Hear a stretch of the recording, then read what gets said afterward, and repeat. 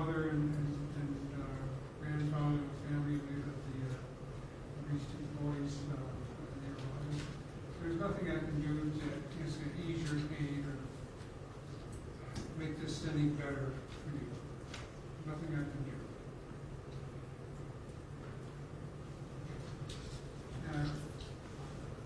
At the same time, it's not worth hating this man. Living an angry life is creates so much difficulty and uses so much energy, and it just doesn't work. Remember your loved one. Fed will pay costs, as I order to pay costs. If you fail to do so, pay according to an approved schedule. Then the court will order you to perform up to 40 additional hours of court 3 work service per month at the current rate of $15 an hour until such time as that judgment is paid or the default of the schedule is brought back into compliance. Each completed hour of court 3 work service will reduce the outstanding balance and the hourly rate can change. You receive 896 days of credit. Is there anything else, Mr. O'Neill? Anything you should add, or correct, Mr. Is it appellate rights? Pardon me? Your Honor, it's appellate rights on the sentence. Pardon me? Appellate rights. Okay, I do that too. But also, he has post-release control on the felony of the first degree, 3 years, which are 2 years mandatory.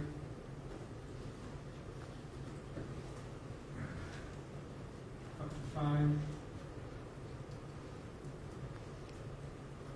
Felony of second degree,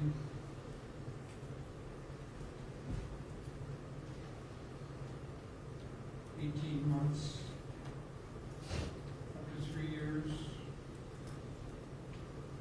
Felony of third degree, 1 year mandatory, up to 3 years. Wasn't this within the range of the, Yes, Your Honor. was it of the felony agreement? Yeah, 15 to 20, correct. Or would the appeal rights come in? Your Honor, our client desires to appeal the decision to court with respect to the consecutive sentences that were imposed with respect to the range. Thanks. Consecutive sentence when necessary to comply with the plea rate. Right. Your Honor, he has requested his appeal rights with respect to the sentence. I don't think he's got automatic appeal rights here. He can appeal it, but I don't think it's automatic appeal rights. Give him what those rights are.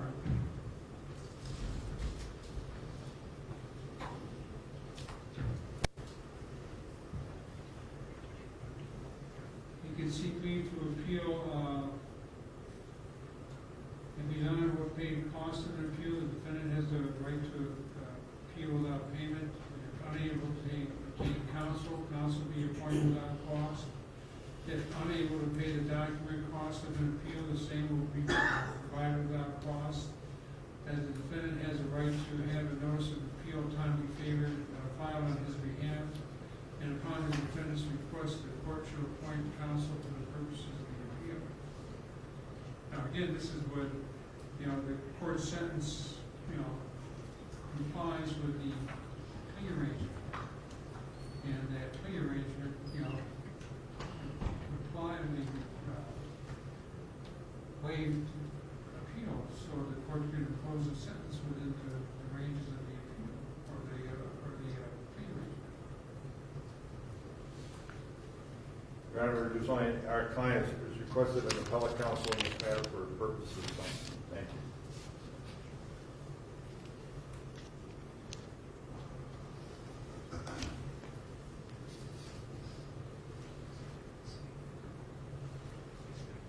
The appellate rights have been explained.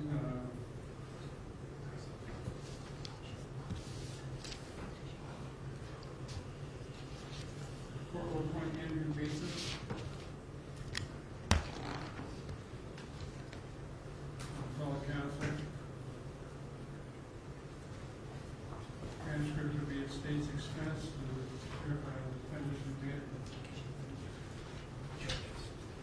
not him. Yes, we did already. Okay. He does that. Thank you.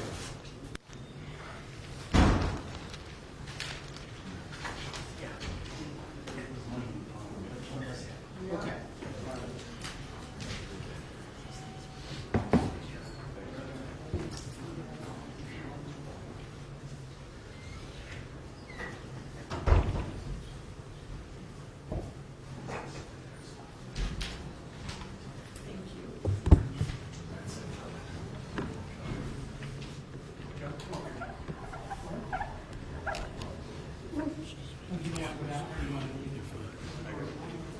Yeah. Okay.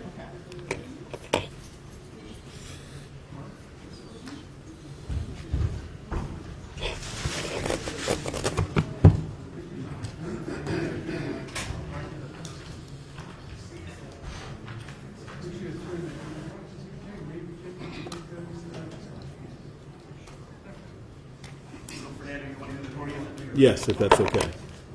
Appreciate it.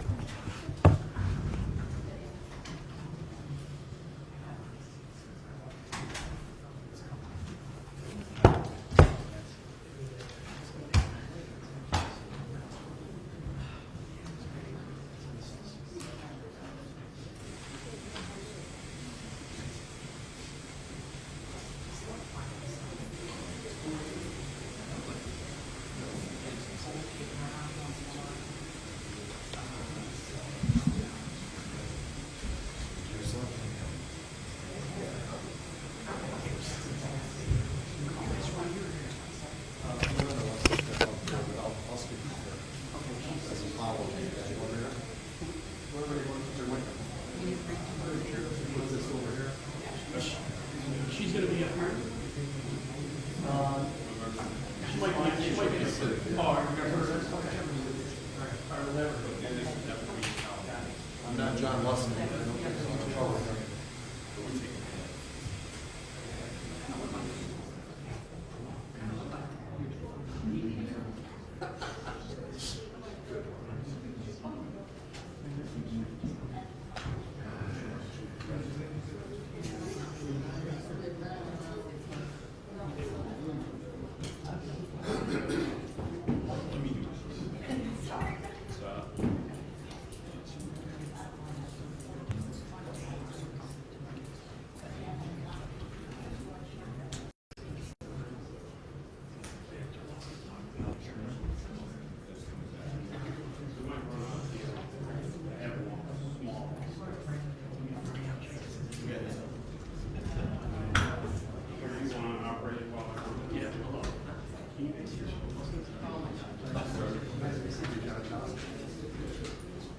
I get that every day.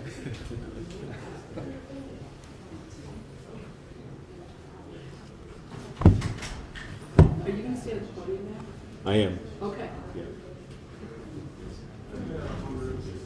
30 minutes on this. Sure, you're gonna be I have a small one. Yeah,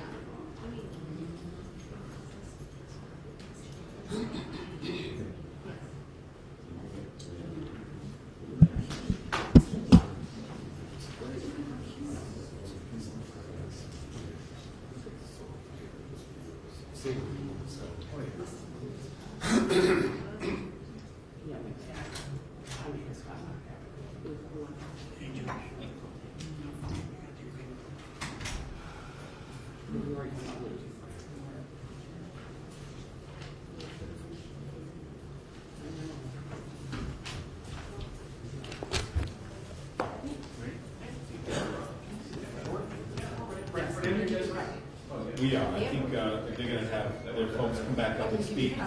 And then Actually, I take the have podium now. Here. Okay. Hold on. You want her out there? Yeah, we'll go to the table. All right, we'll start her at the table. Yeah. Thank you. Yep.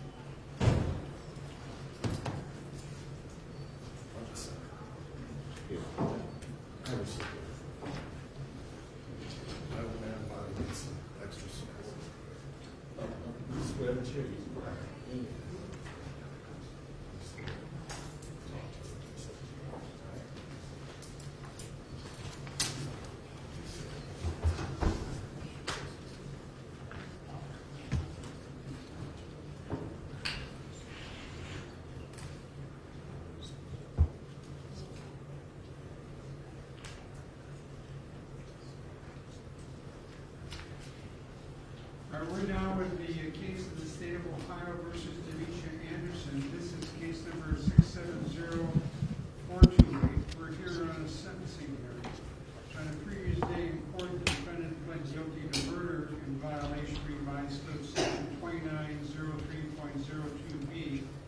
That's an unclassified felony, punishable by time of incarceration in prison for life without the possibility of parole after 15 full years of incarceration, plus a fine of up to $25,000. She also pled guilty to felonious assault in violation of revised code section 2903.11A1. That's a felony of the second degree.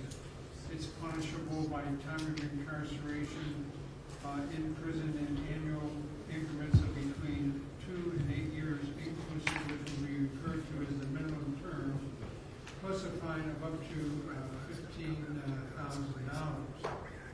Now, since this act allegedly occurred after March of 2019, the applicable law is the Reagan-Tokes law, which is an effort by the legislature to encourage a defendant who is sentenced to prison to come out as a better person than when they went in.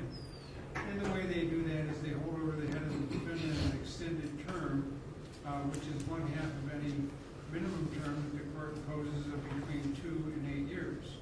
So if I impose a 2-year minimum term, the extended sentence is 1 year and the maximum term is 3 years. If I impose 5 years as the minimum sentence, the extended term is 2.5 years and the maximum sentence is 7.5 years. If I impose 8 years as the maximum term, 8 years as the minimum term, the extended term is 4 years and the maximum term is 12 years.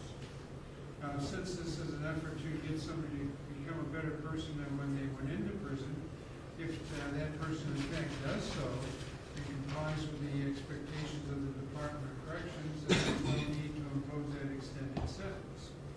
If the Department of Corrections believes that the defendant has failed to become that better person, then they have to go to an administrative hearing and seek permission to impose that extended sentence. If the administrative hearing grants the permission to the Department of Corrections, then the Department of Corrections can hold the defendant to the end of the maximum term. So there's a rebuttable presumption of release at the end of the minimum term by the Department of Corrections.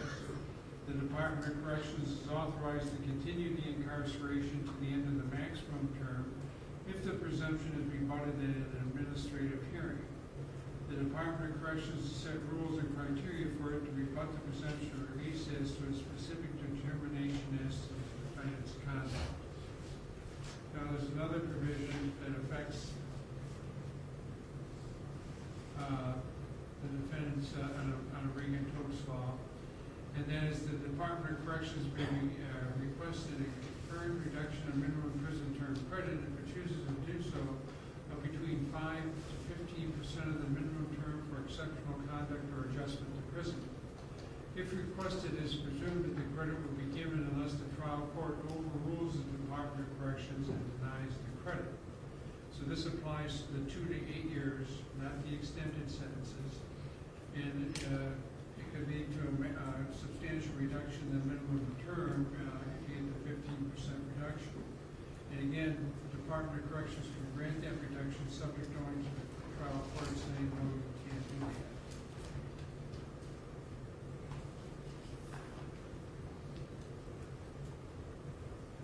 The defendant also pled guilty to count 9 in violation of revised code section 2919.22. That's a felony of the 3rd degree. It's punishable by time of incarceration in prison in stated terms of 9 months, 12 months, 18 months, 24 months, 30 months, or 36 months. and/or a fine of up to $10,000. Ms. Farrelly, is there any issue with merger here? Your Honor, as part of our plea agreement, the state had agreed that counts, I believe, is it the murder and the felonious assault would merge for purposes of sentencing because they're the same victim, and count 9 is a separate victim. All right, which of the two charges does the state want to proceed on for certain? The involuntary, I'm sorry, the murder charge, Your Honor. All right. Mr. Jenkins, is that accurate? It is, Your Honor. All right, thank you. So although she's pled guilty to 2 of these crimes, she'll only be sentenced on 1 plus the felony of the 3rd degree, Correct. which is to the other little boy. Correct. If the court imposes a prison term, upon the completion of that term, the state of Ohio Adult Parole Authority will administer post-release control as to the felony of the 3rd degree for a mandatory minimum of 1 year of post-release control, up to a maximum of 3 years of post-release control. If the defendant were to fail to meet the terms and conditions of any post-release control supervision imposed upon her, then the Adult Parole Authority can modify and/or extend the supervision and make it more restrictive, incarcerate her for up to 1/2 the original term imposed by the court, charge her with a new offense called escape, another felony where she would face additional prison time.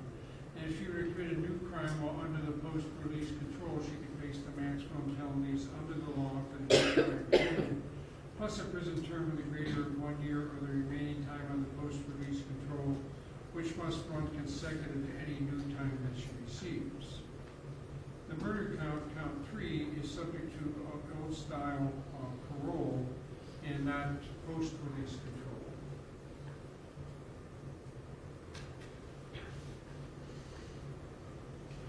Now, if sentenced to prison, the defendant may be eligible for earned days of credit under the circumstances specified in Revised Code Section 2967.193.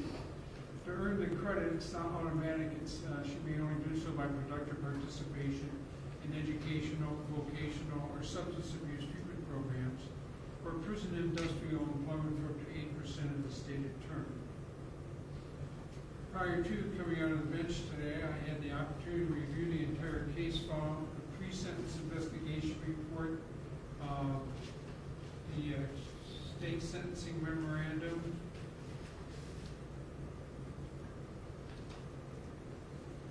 the various certificates of achievement for Mrs. Anderson throughout her incarceration here. Revised Code Section 2929.11 for the principles and purposes of sentencing. Revised Code Section 2929.12 for the seriousness and recidivism factors. And Revised Code Section 2929.13 and other revised code sections for felony sentencing for unclassified felonies of the 2nd and 3rd degree. Present for beginning the hearing has been Ms. Anderson, along with her counsel, Fernando Mack and James Jenkins. Representing the interests of the state is again Assistant County Prosecutors Anna Ferreira and Megan Hill. Ms. Ferreira. Thank you, Your Honor. The victim's mother and grandfather are here, and they would like to address the court with regards to Dinesha Anderson.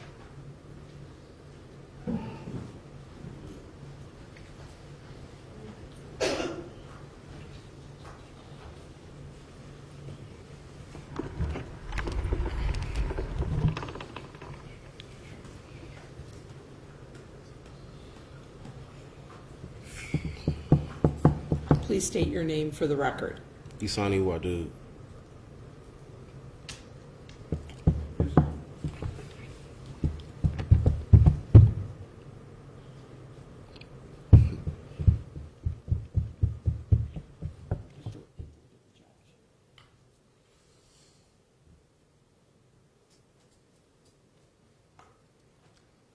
I'm just here. I'm glad that she's accepting her accountability for what she done. But to know that me as a parent, I'm not gonna have the closure, and I have to deal with a lot of other stuff after the fact that this is this is all over with my child.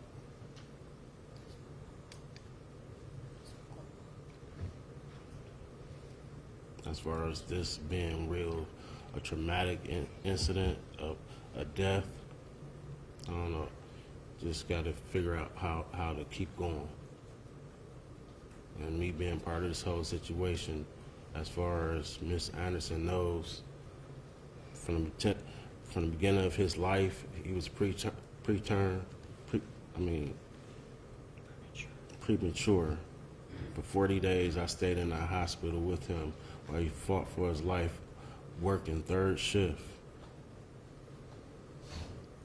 To be violently taken away, and to know all of the stuff that actually he endured, as well as Muhammad.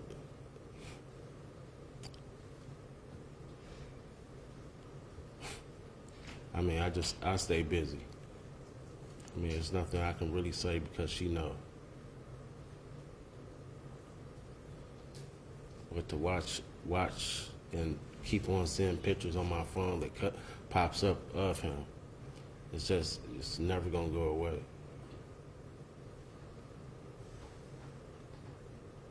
But just to think about him fighting for his life, for it to actually get taken away, it's kind of not. The videos of me watching him in the incubator, all the way till this situation right here, is kind of like, I have to think about that as a grandparent.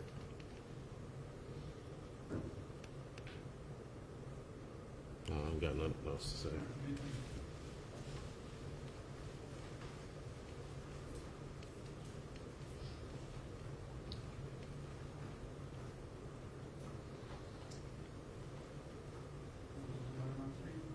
No, she does not, Your Honor.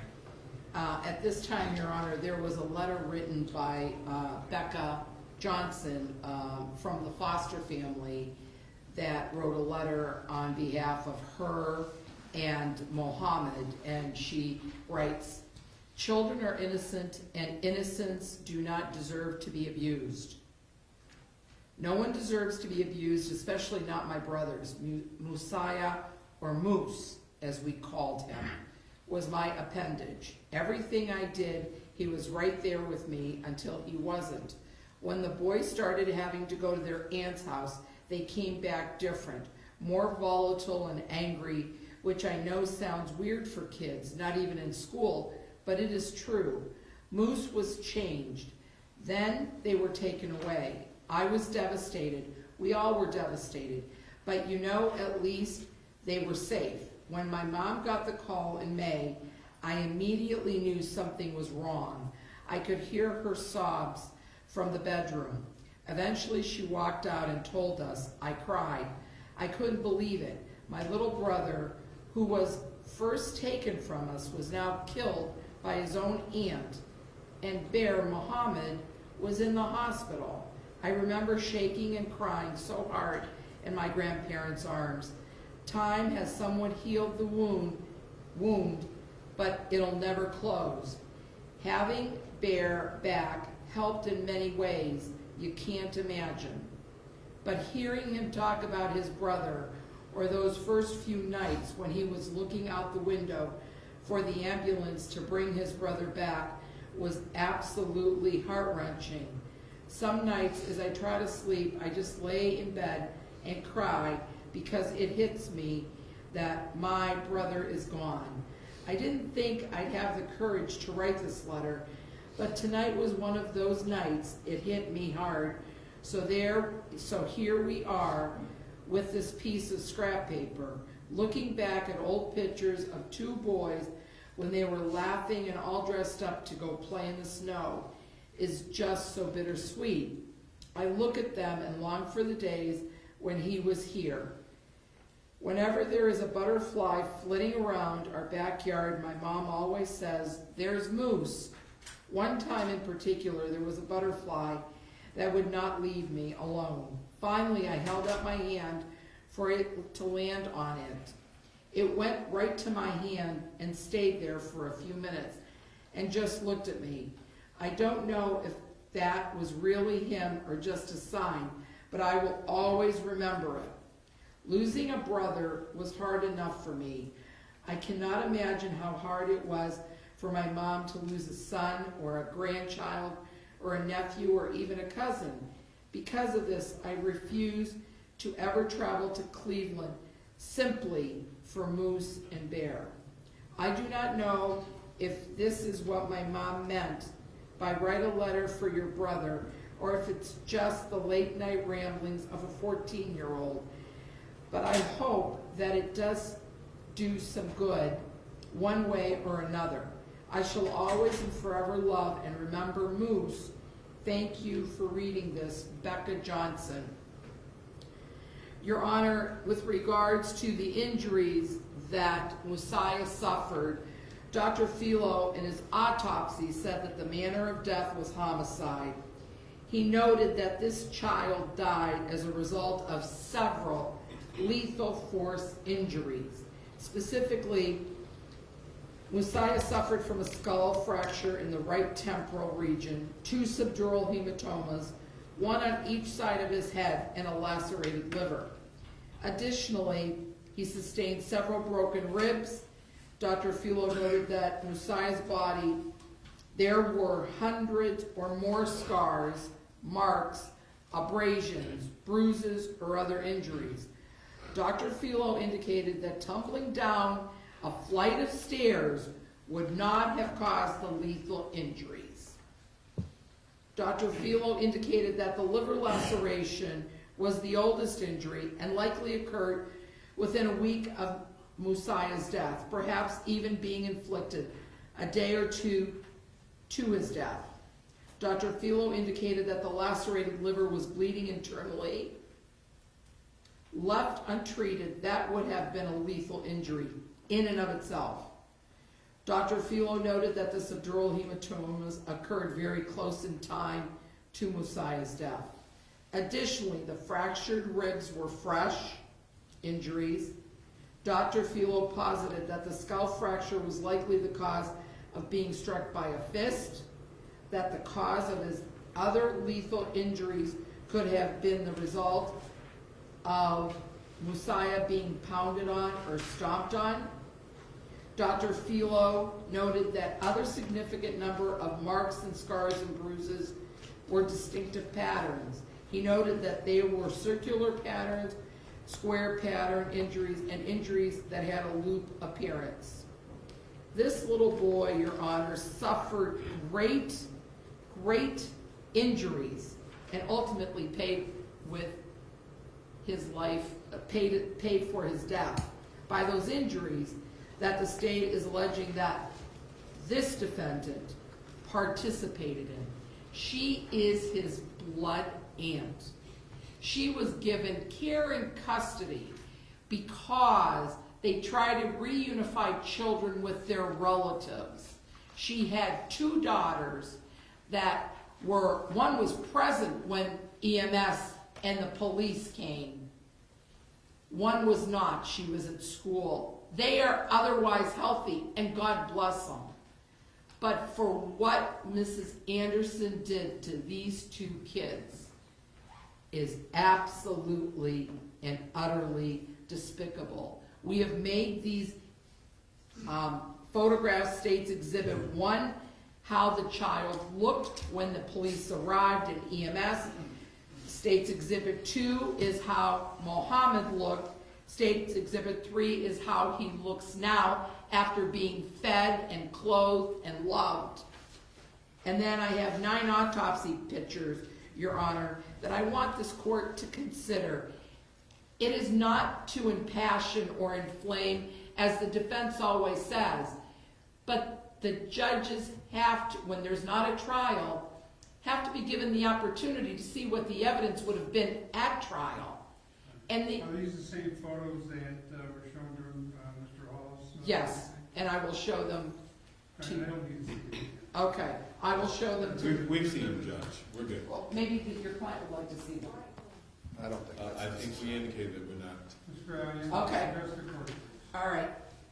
So, it's important though, it's important that if you have children in your care and custody, you have a responsibility to them. This child just wasn't hurt by some ghost. There were injuries that were inflicted on this child that caused his death. And as a result of that, the punishment has to equal what the suffering that this little boy endured. Mohammed had to spend a week in the hospital because he was dehydrated. He wasn't being fed. He asked the police officers for water. He couldn't get enough water. We live in America, Your Honor. People are given money to take care of children, and yet we fail them repeatedly. And Mrs. Anderson, in this case, failed Musaya Wadud 10 times over. Thank you. All right, thank you. Matt, okay. Judge, if it pleases the court, may we approach the podium?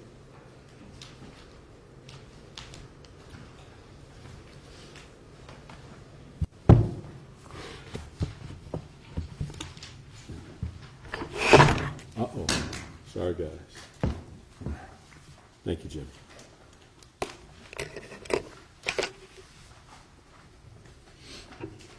Judge, I want to begin by expressing my condolences to the grandfather and mother. No family should ever have to go through this. And I know this has to be difficult for them. But it is Mr. Jenkins and my job to mitigate Ms. Anderson. And I want to point out that she's 32 years old. She has no prior criminal history. She's accepted responsibility. I believe her to be genuinely remorseful. And she knows that ultimately she was entrusted with the responsibility of taking care of her brother's children, and that she had a duty to protect rather than hurt or allow to be hurt. And I will tell you that I sit here and I listen to what Mr. Hall had to say, and for some reason there's been this stroke with a wide paintbrush that she's solely responsible for what happened to that kid, and he just stood there and he watched. And that's just simply not true, according to Ms. Anderson. And I'll tell you that if you look at page 4 of the pre-sentence report, and when Mr. Jenkins and I have a client interviewed by probation department, we tell them, say what you have to say to the judge, okay? You don't need to give your narrative to the probation department, because oftentimes that doesn't go well. And in this situation, and we certainly take exception to the first sentence, it says, during the interviews, both defendant and co-defendant appeared to victim blame. Well, Ms. Anderson didn't say anything. But if you look at what the co-defendant said, he said Musaya was the aggressor of the house. He said that the victim would throw temper tantrums whenever the 4-year-old child could get his way. According to police records, the co-defendant expressed irritation over the victim's behavior. And he stated they did go to the bathroom on themselves. He goes on to complain about his experiences with the victims in this case. But here he suggested to you that he was without involvement with respect to this. So I'll tell you that the basis for our plea is that she's the one that was entrusted with these kids. And she had every obligation and every duty to protect those kids. There's no running away from that. But don't be fooled to think that she was the one that was physically violent with these kids. We don't have to agree to every fact, even though the case has been resolved. And she fell on the sword for this guy. The difference in her sentence is this. She's got to go before a parole board and not know whether or not she's going to get out. In 15 years. She's been in custody for 2 years, but that's the difference. It's 15 to life. And now there's a felony of the 3rd degree, child endangering, that carries up to 36 months. So a little bit more mitigation for the court. And this is what you need to know by way of background. You know, she did raise her daughters, and she did do a good job. So any participation or allowing violence to occur in this case would have been aberrant behavior on her part. And I will tell you that, you know, when she came up, As a child, she had it rough. Her parents were not involved in her life. They were heavy drug users. She was in foster care herself from ages 9 to 11. If you read the pre-sentence report, it identifies the fact that she was sexually assaulted while in foster care. Her mother was physically abusive. She moved out at the age of 15. It doesn't surprise me that she would allow or participate on some level as it relates to what happened to both of these kids. I will tell you this, she's been in custody for 2 years without incident. And Mr. Jenkins will talk to you about the programs that she's completed, but she's done a lot to improve her life. And I think that for someone who has no prior history, that's stepped up, that's accepted responsibility, that's demonstrated genuine remorse, unlike the co-defendant, I think that consecutive sentences are not warranted, and particularly because she has an L behind that large number that she's going to have to do. So I would ask that you hear what Mr. Jenkins has to say, and certainly Ms. Anderson. Your Honor, I apologize if we're duplicative in producing these certificates for the court, which I guess we've done. And I want to correct Mr. Mack. She's been in custody for about 2.5 years. And in those 2.5 years, she has been proactive. You've seen the certificates.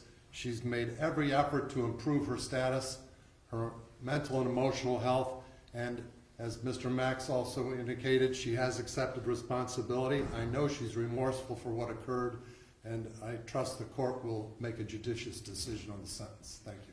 All right, thank you. Ms. Anderson, do you have to say? Speak up on the microphone. Yeah, I failed. Nice and loud. Yes, Your Honor. I would like to say that I failed my nephews. I failed my own children.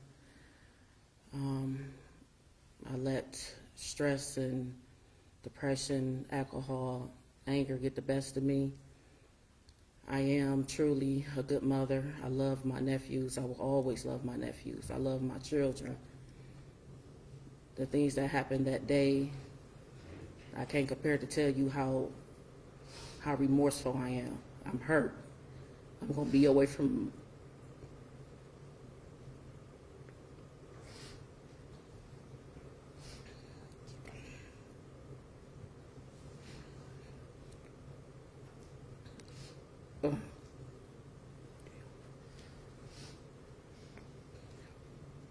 my brother.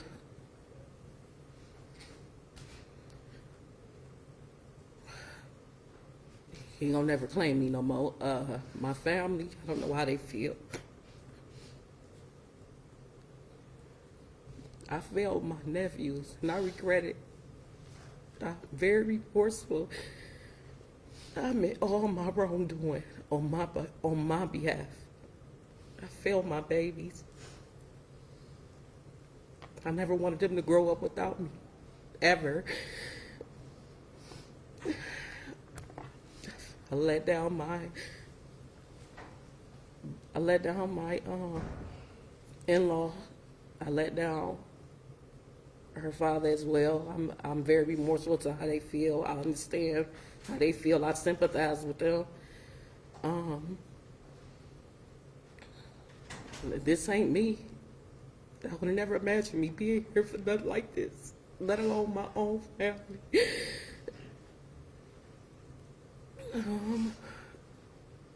I just hope one day that we all can at least come together for them to at least hear me out. But if they don't, that's fine. I'm sorry, Your Honor. I failed, you know. I never expected me to be here for this. I didn't. Judge, I know that there were old and new injuries as it related to this case, in all fairness to the state, but she is the one that made the 911 call that allowed for law enforcement to come to the home. I just think it's worth mentioning.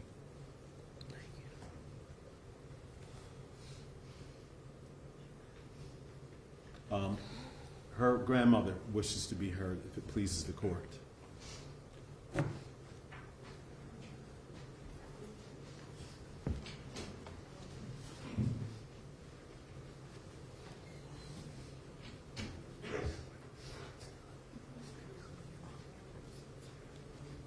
State your name.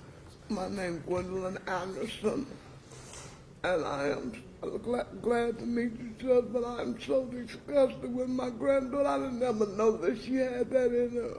Ordina, they were so sweet with their kids. And I didn't know that this would go, but also I loved my great-grandson. That was my great-grandson. And he was so sweet, and all he wanted was love. And I just want to ask you something. Did you ever love us? Did you ever love us? We never had nothing like that out there. And all he wanted was love. All he wanted was love. I just think if you see, whatever you do, they deserve everything. I don't feel sorry for, because I feel so bad about him. But I love all of them. I just want you to take some kind of consideration and think, but I know it's sad to ask you this because it's not no consideration for messing with a kid. And I just wanted to tell her that I love her, and I'm going to pray wherever she goes. And I just pray that God be have mercy on her. That's all. And whatever you decide, you deserve everything. And that's all I want. And I just pray for her. That's all I wanted to say. I love you, son. I love you, Grandpa. Yeah. Lanisha, come on.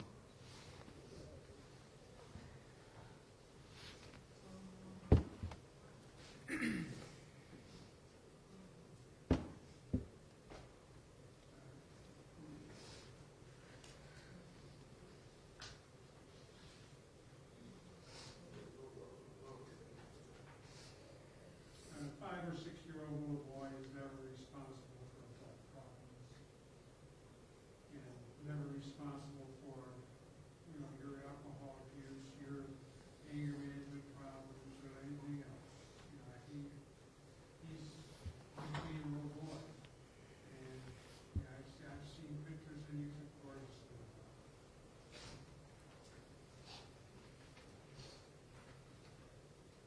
And, you know, I think you're getting a sense of how serious what your conduct was.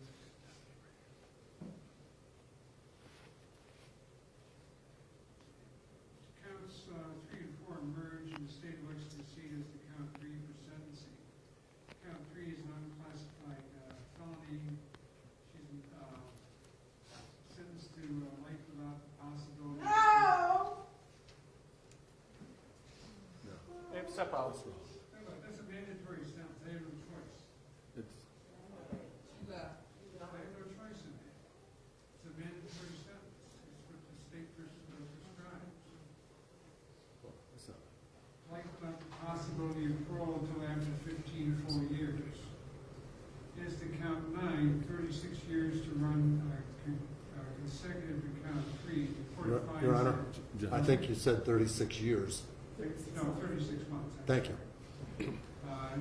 Finds it is necessary to protect the public and punish the offender and is not disproportionate to the conduct, that at least 2 of the multiple offenses were committed as a part of one or more courses of conduct, and the harm is so great or unusual that a single term does not adequately reflect the seriousness of the conduct.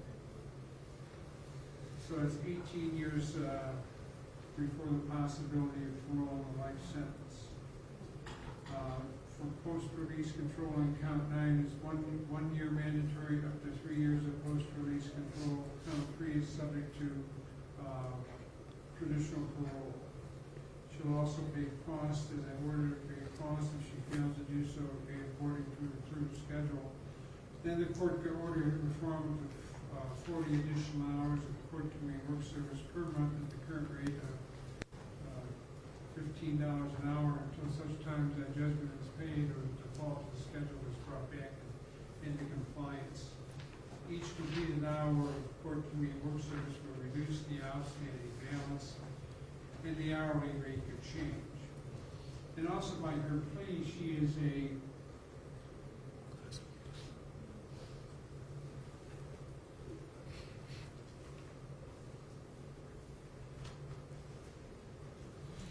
violent offender under the law, and you have been convicted of or pled guilty to a qualifying violent offender offense as defined in Revised Code Section 2903.41. You are required to enroll in person with the sheriff of the county in which you reside or establish a residency within 10 days of coming into that county, or for occupying a dwelling for more than 3 days in the county. You are required to provide the sheriff certain information, including your social security number, full name and alias you use, your residence address, information regarding the offense in which you are convicted or pled guilty, a description of any scars, tattoos, or other distinguishing marks on your person, the name and addresses of any place where you are employed or attend school, any driver's license or commercial driver's license number or state ID card number issued to you, the license plate number of each vehicle owned or operated by you or registered in your name, the vehicle ID number, and a description of the vehicle must also be provided to the sheriff. You're required to provide the sheriff fingerprints and palm prints. The sheriff will also obtain a photograph of you at the time of enrollment. After the date of initial enrollment, you're required to re-enroll annually. You must update and or amend your information as described that has changed, or provide additional information requested in the sheriff's office within 10 days of the anniversary date of your enrollment. If you change your residence address, you should provide written notice of that change to the sheriff with whom you most recently enrolled and to the sheriff of the county in which you intend to reside. You're required to comply with all the above requirements for a period of 10 years unless your sentencing court determines otherwise by a motion filed by you. You shall enroll in person no later than 10 days after the release of you from prison, and enroll the county of the sheriff in which you intend to reside. Failure to enroll or failure to verify residence address at the specified times will result in further criminal prosecution. Do you acknowledge the above requirements that we've explained to you? Yes, Your Honor. And you've already signed a form indicating your understanding? Yes, Your Honor.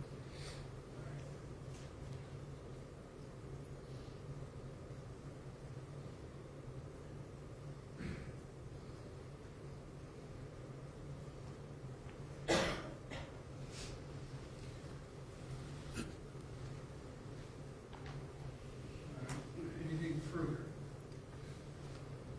Your Honor, I just have the exhibits to make part of the record, so All right, give those to I will. any appellate issues, any No, Your Honor.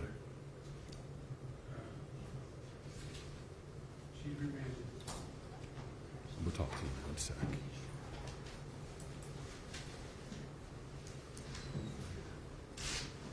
Yes. You want me to get them right now? Yeah.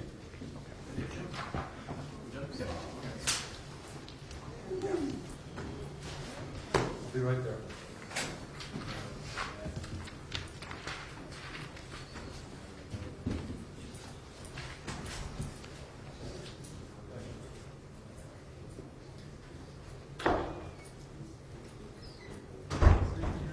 You're welcome, Judge. See you later.